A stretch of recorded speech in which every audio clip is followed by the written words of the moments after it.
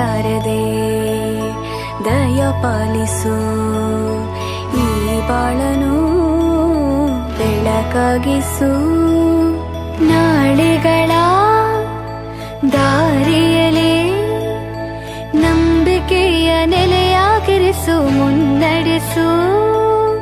ಕೈ ಹಿಡಿದು ನಾವಾಡೋ ಪದ ಪದದಲ್ಲೂ ಸಂಚರಿಸು.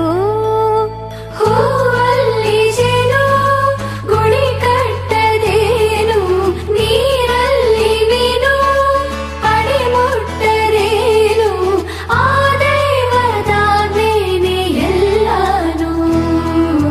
ಹೇ ಶಾರದೆ ದಯ ಪಾಲಿಸು, ಈ ಬಾಳನು ಬೆಳಕಾಗಿಸು. ಹೇ ಶಾರದೆ